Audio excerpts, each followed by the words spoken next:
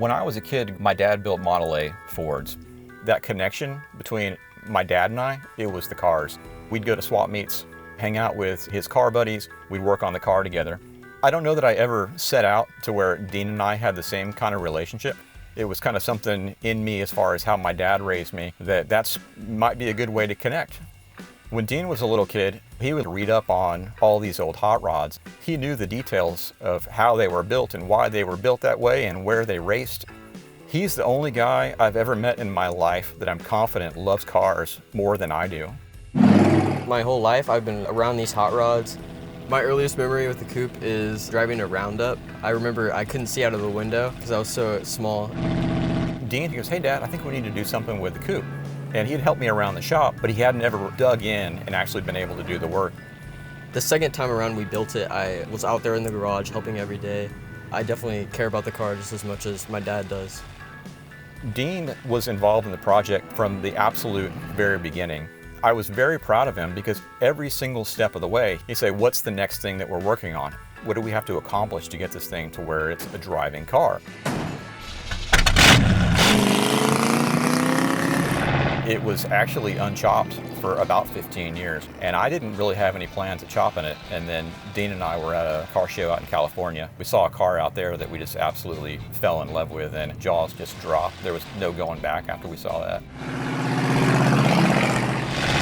This car is a 1933 Ford 5-window coupe. The body started out as a 1933 Ford, and then we changed pretty much everything about it. We ended up channeling the car.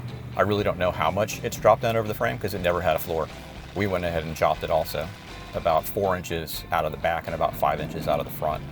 And we wanted that car to be something that we could have on the road for many years, never really go back and revisit anything on it. So we took some liberties with it. So it's actually a small block Chevy with a 5-speed with an overdrive. It's got Corvette heads on it, a nice Edelbrock intake on it. It's got a Mallory dual-point distributor that's actually early 60s model. It's a YC 310 HP, which is one you don't see very often. There's those people that get really offended that you put a Chevy motor in a Ford, but when I got it, it was really gone.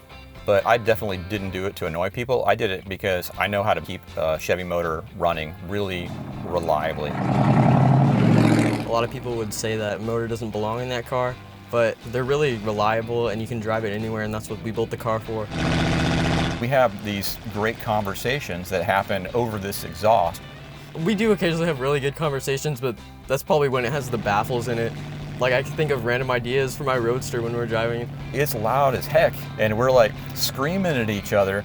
He's talking about how he wants to build his next hot rod, and he's talking about the colors, and he's talking about motors, and he's actually talking about his week. It's probably the least convenient place to ever have a conversation, but that's where all of our wonderful conversations happen. It means a lot to me to have this car, and especially the building time, because I get to spend every weekend with my dad wrenching on it. I get a real sense of ownership, and I get to express my creativity with it. I definitely see myself trying to keep the tradition alive. Every time I see a little kid at a show, I always offer if they want to sit in the car or hear it start up. Usually they all say yes and they're really interested in it, and I feel like that would leave a big mark on them, and maybe they want to build their own hot rod. It's very rewarding to see Dean grow into his own as a builder. As he's capable of doing more, to me it's been a little tough to be able to hand over the 3,000 RPM saw, hand over this 2-ton press, and let him take the reins. You'd see a guy, he's like, "Oh, I'm having a kid, I'm selling my car." So I was having a conversation with a good friend of mine. I was like, "Man, all these guys are getting rid of their cars. Maybe it's time to cut down on the cars a bit." And he said, "No, man, that's not how you do it. You buy more cars and you involve the kids." And that was the best advice I ever got. I don't have any reservations of handing the keys off to Dean. I've explained to him the responsibility of owning an old car. He understands you have to respect it. I definitely look forward to driving the car. It's like an escape from this generation. It's a little bit harder to drive because of the clutch, but it's really nice. Once I figure it out, it's like a really great moment. I'm Chris Niederkrom. And I'm Dean Niederkrom, and this is why I drive.